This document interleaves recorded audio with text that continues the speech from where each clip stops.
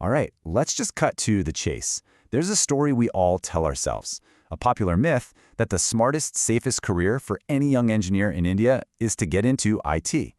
Today, we're going to tear that story apart and argue that this idea isn't just wrong, it's actually dangerously misleading.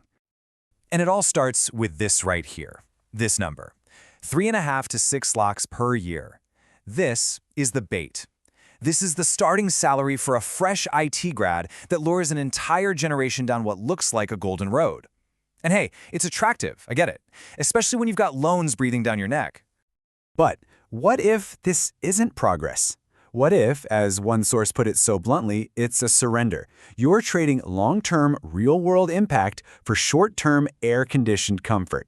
And that right there is the core of what we're talking about today. The argument that choosing IT over core engineering is a massive, short-sighted mistake. So to really get this, we need to be crystal clear on who we're talking about. Let's break it down into two archetypes, two completely different worlds, the hard hat versus the hoodie. Okay, so the core engineer, think of them as a modern-day alchemist. They take the absolute fundamental laws of the universe, physics, chemistry, all that good stuff, and they literally bend physical reality to their will. They work with atoms, with forces, they work with, well, reality itself to build the world we all live in. Now, the IT engineer, they operate in a world of abstraction.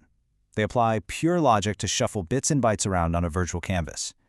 Now, don't get me wrong, it's an incredibly complex world, but the stakes are just fundamentally different. A failure in their world is a 404 error.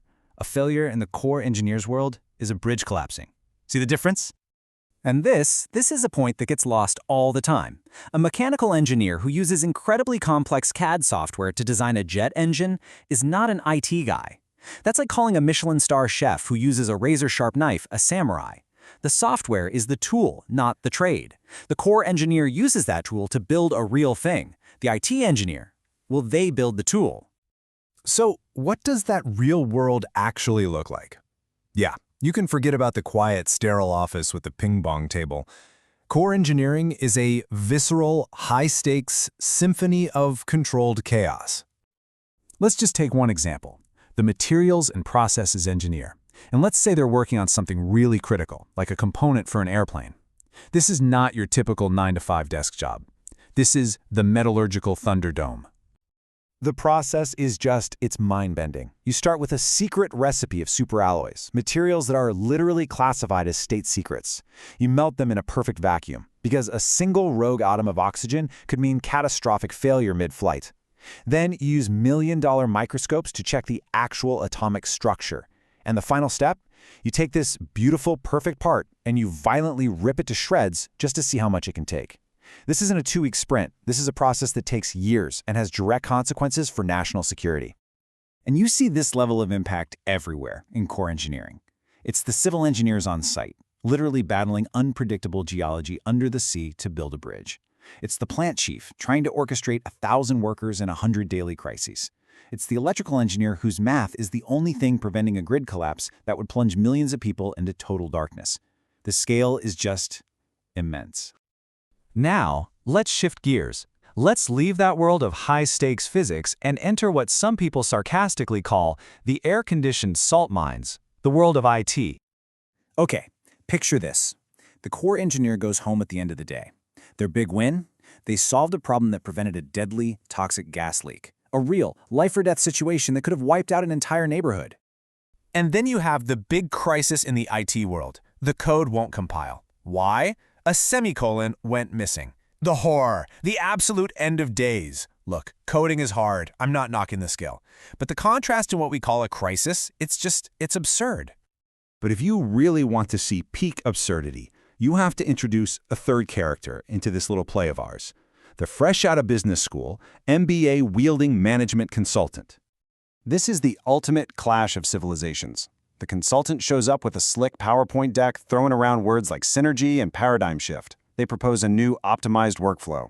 And the plant chief, who's got grease under his fingernails from 2 decades on that floor, just asks, okay, but how does your model account for the weird rattling noise that 40-year-old machine makes on Tuesdays? And just like that, the PowerPoint collapses against the hard, noisy, greasy wall of reality. In that world, they are completely and utterly useless.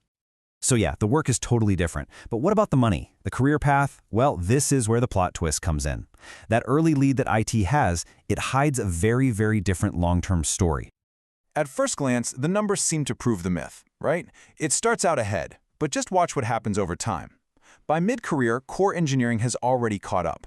And once you get to the senior level, after a decade of building irreplaceable, hands-on knowledge, the ceiling for a core engineer's salary can be way, way higher. That early gap doesn't just close, it can flip dramatically.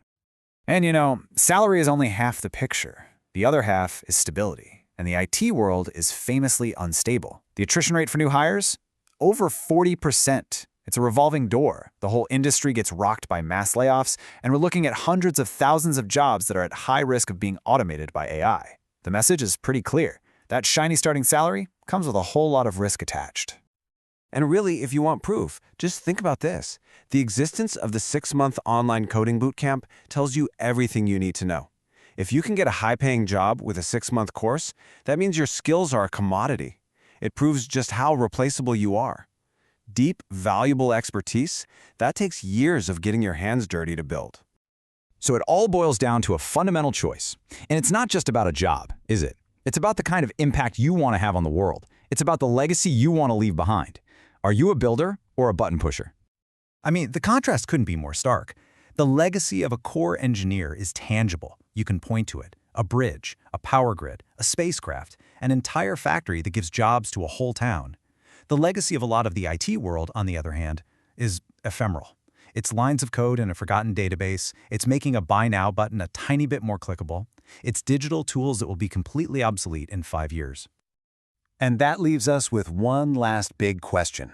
For a nation with ambitions as huge as India's, what do we actually need more of? People who can debug the virtual world, or people who can build the real one?